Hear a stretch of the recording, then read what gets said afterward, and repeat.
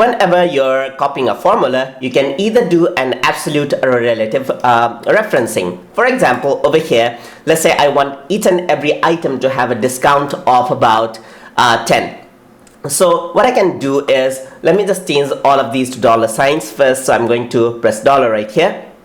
Or you can also go and choose other currencies over here if you want. So I'm going to change all of these into dollar, and I want to decrease the value by $10 each. So I'm going to say the discount will be 10. So I'm going to press equals, and I'm going to select this one right here, this formula, B2 minus 10. Alright, so there you go, and there you go, I got the discounted price. So I can simply copy and drag it out, and you can see that all of the prices, the discounted will be $10 less. So you can see that this is a relative reference. So in the first column, you can see that B2 is my reference right now, and if I were to go over here, C2, and then if I were to go here, then it's D2 minus 10 and so forth. So this is relative because all of these are actually being copied from the respective cells right here.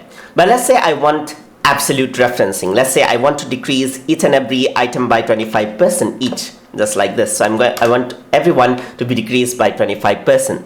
So let's say I'm going to remove this out right now. So I'm going to go over here into discount, press equals right here, and I'm going to say this multiplied by, that's the asterisk signs right here, and this percentage right here. So I get the discounted price right here. So I want to add in the formula just like this. So I'm going to say total price minus, and inside brackets I'm going to say this multiplied by 25% and bracket close. So I get the discounted price right here.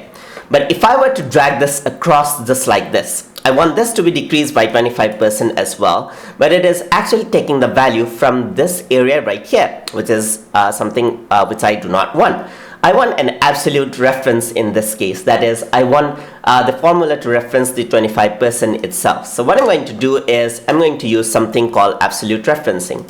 So in my case, this is taking B6 as the reference. So I'm just going to go over here and press the keyboard shortcut F4.